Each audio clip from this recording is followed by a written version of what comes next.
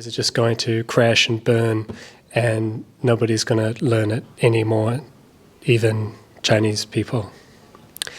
Terrible introduction. Let me start again. I'm going to start again. Hi, everyone. My name is Regan. Today I'm joined by Elaine. No, Julie? No, who's Elaine? I feel like we should do the introduction at the end. It would be easier. This feels really good.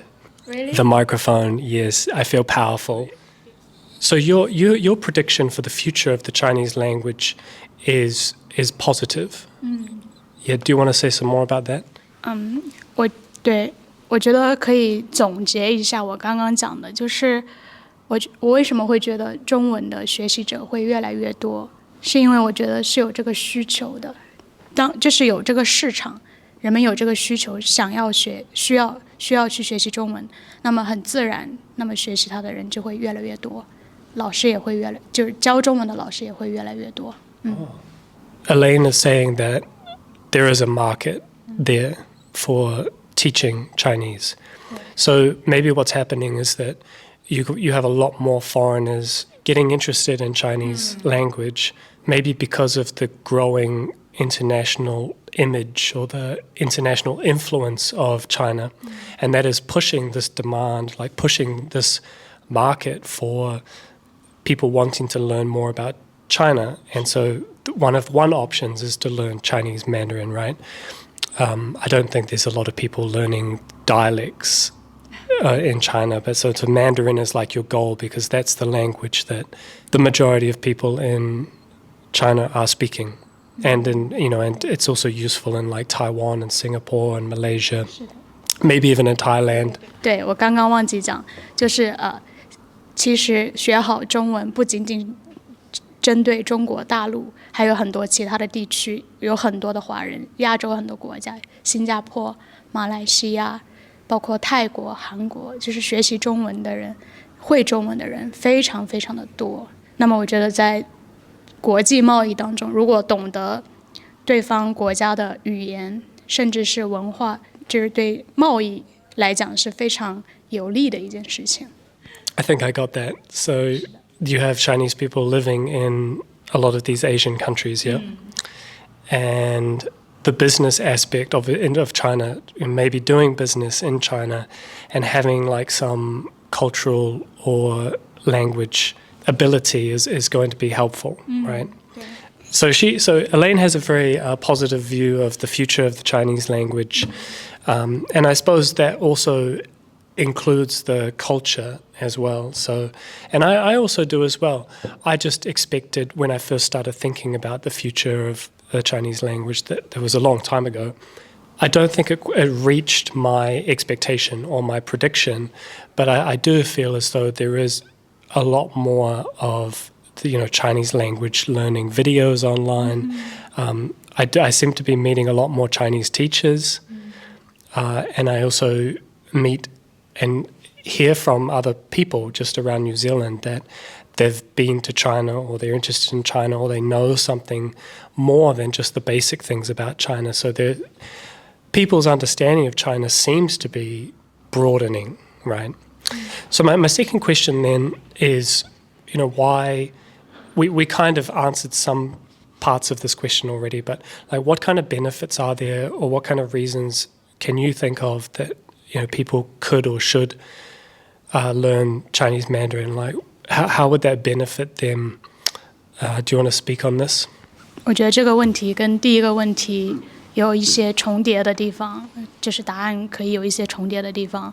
学习中文，我觉得有很多的好处。首先，从比较功利的角度，就是非常实际的角度来说，就是交流，语言的功能就是交流。那你学会了中文，你就可以跟很多中国人聊天，对吧？曾经有人跟我说，他学中文就是为了偷听别人在公交车上讲话，可能在新西兰有很多的中国人。Okay, so we got one reason already. So Elaine is saying just to be able to talk to Chinese people and understand what they're saying because they're everywhere and there's so many of them. So what else have you got? 还有就是我们刚刚提到的，中国有一个很大的市场，有很多的海外国家的人愿意跟中国有经济上的往来。那这样子的话，如果有一个国外的人他会说中文，我觉得这对他的职业发展、职业生涯是有益的。他可以利用中文谋得更多的工作机会，甚至是提高，就找到更好待遇的工作，就是对个人的发展来说。然后从审美的角度来讲，就是文化的角度、文化的层面，当他学好这门语言，就是真的已经学到一定非常好的程度，他就可以去欣赏中国的一些文化作品。对，这是第二个。Okay, I get a little bit confused on the second part, the cultural part, but Elaine is saying there are some benefits in doing business in China and being able to speak Chinese, Mandarin. Yeah, that's some people I think would agree and some people would disagree. You know, some people think that you can just do everything without needing to learn Chinese Mandarin. And yeah, sure, you can do things. You can be successful. But there's a cultural element to it that can bring a different way of seeing or a different way of being, maybe, in the way that you do things. I do think there are going to be some benefits, but depending on what kind of product you have or what kind of business you have and how you do business, it's going to depend. You're going to get different results in learning some Chinese. But even having just some basic Chinese is going to be helpful when communicating with anybody about anything. But being really good at Chinese sometimes can have the opposite effect as well. Like you can just be treated like a normal Chinese person sometimes just because do you know what I mean? Like I've experienced that many times where I blend in maybe because certain, you can talk, right? You can just do normal things that Chinese people do. And to be really good at Chinese, you have to really learn that cultural part.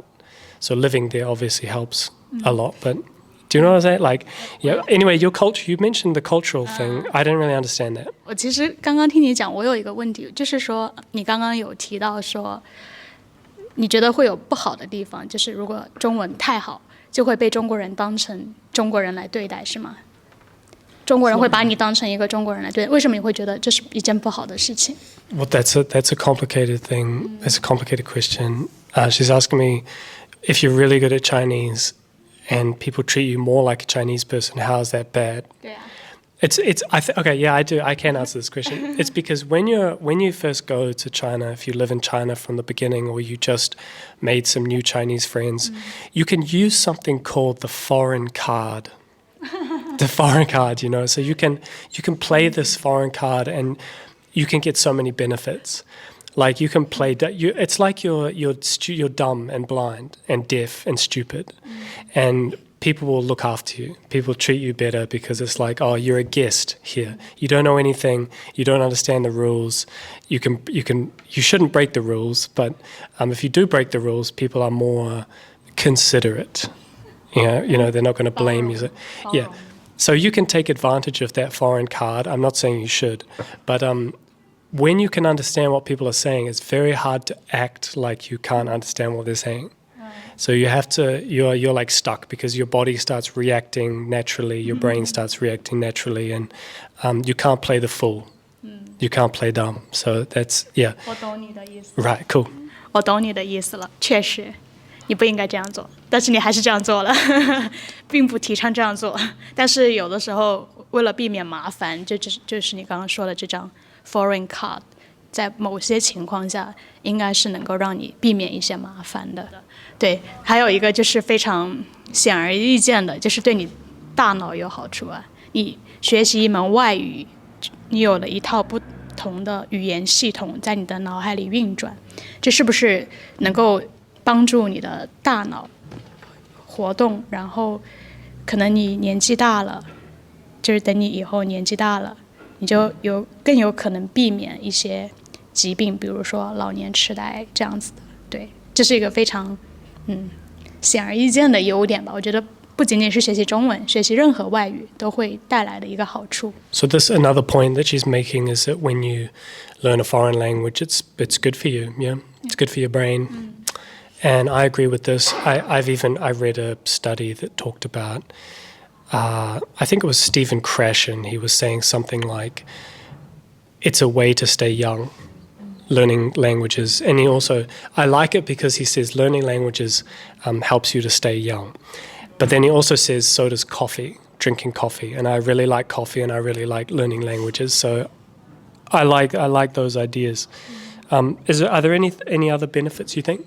我暂时想到的就这几点，但是关于刚刚文化的那一点，我可以补充一下，就是我觉得你学会了一门新的语言，就好像拥有了一把钥匙通往另外一个世界，因为不同的语言它背后所蕴含的文化是非常不一样的。虽然我知道有很多的中国的一些文化作品会有英文的版本，有翻译，但是我觉得在翻译的过程当中，有的东西它就失去了它原来的味道，就是只有当你掌握那门语言的时候，你才能够体会得到的。Okay, now she's getting more academic.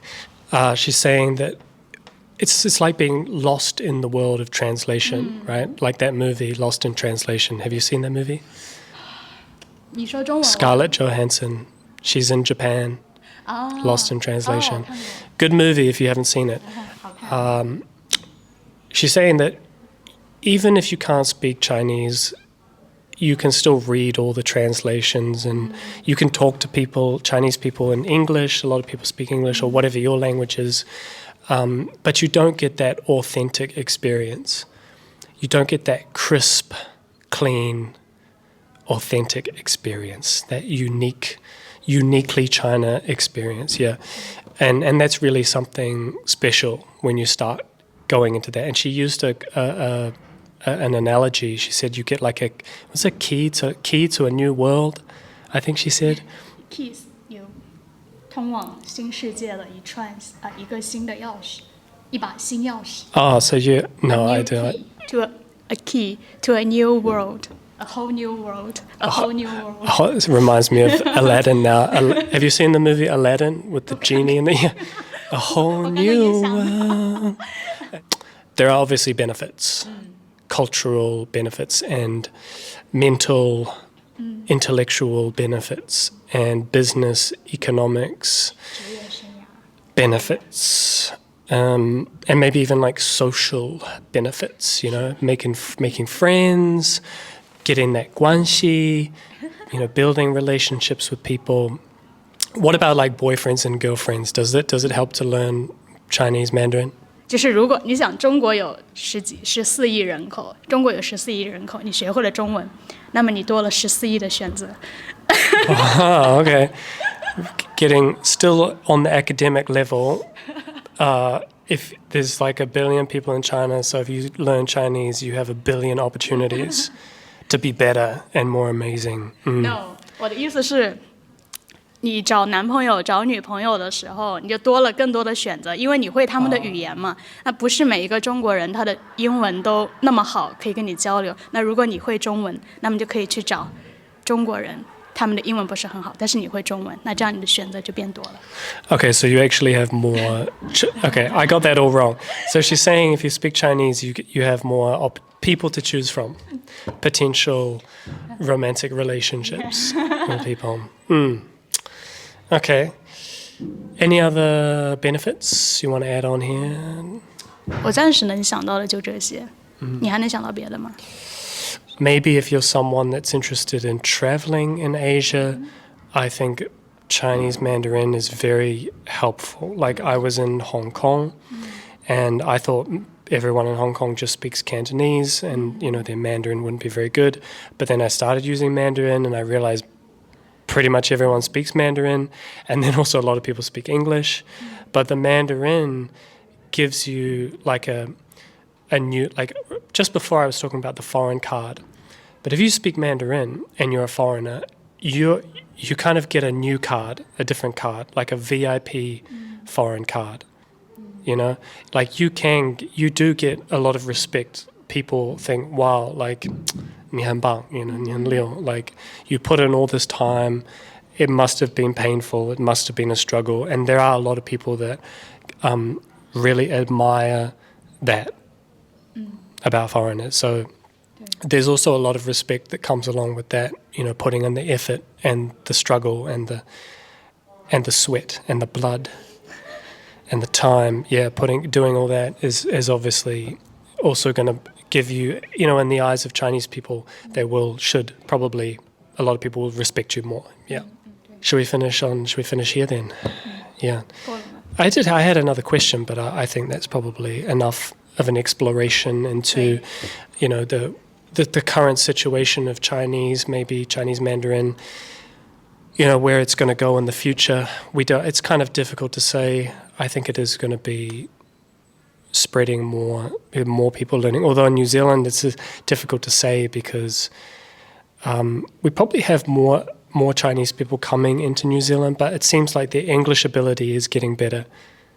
So China's English ability seems to be getting better slowly. And there are a lot of other countries learning Chinese Mandarin, getting interested in Chinese Mandarin. But studying it formally, I think, is becoming more difficult, like particularly Asian languages, except for Japanese. Japanese is still number 1 in New Zealand. Chinese is like number 3. But there are a lot of benefits to learning Chinese Mandarin. We've only told you a few benefits. I'm sure we could think of more if we had to, but those I think are sort of the main reasons why.